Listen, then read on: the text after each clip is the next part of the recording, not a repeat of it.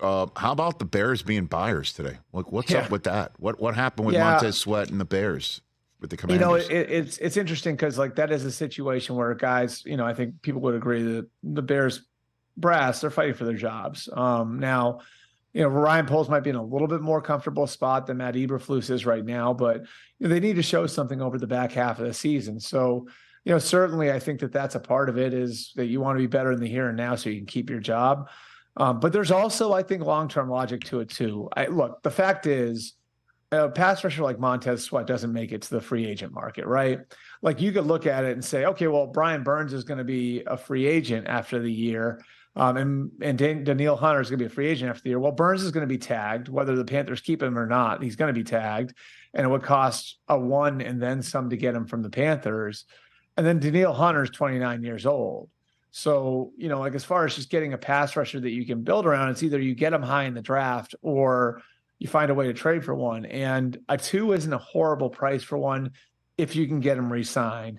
And that, to me, I think would be like the primary issue here. It's not giving up a 2 to get him. Like, I think that could wind up looking pretty good if Montez Sweat keeps playing the way that he's played the last few years and stays on the trajectory that he's been on. How much leverage do he and his agent have now?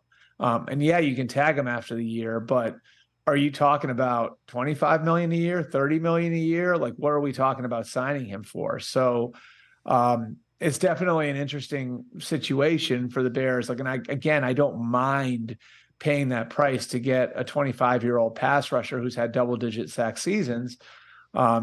I think the contract thing makes it a little tricky for the Bears going forward, and that's regardless of who's calling the shots in March. Now, I was looking to see if Chase Young is one of the Buckeyes on your wall behind you. He is not, but does that mean that he stays? Is that what that means? I think my understanding is the Commanders are listening on everybody right now. So, really? Why? They're what's listening on up Chase with Young. that? I mean, like, they're in the mix, aren't they, or no? I mean, Chase Young, like Jacoby Brissett is another one that I know they fielded some phone calls on. Like, okay. It makes you wonder, and I don't know this part for sure, but it makes you wonder how involved the owner is now.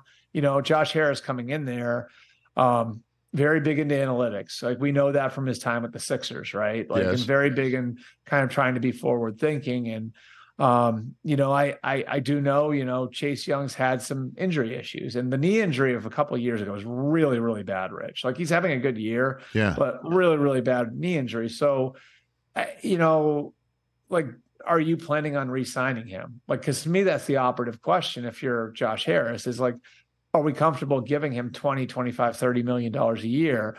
And if because of the knee we aren't, well, then are we better off just moving him now? So I think that's the question they're asking on Chase. Obviously, with some of the quarterback injuries, Jacoby Brissett would draw some interest from teams across the league.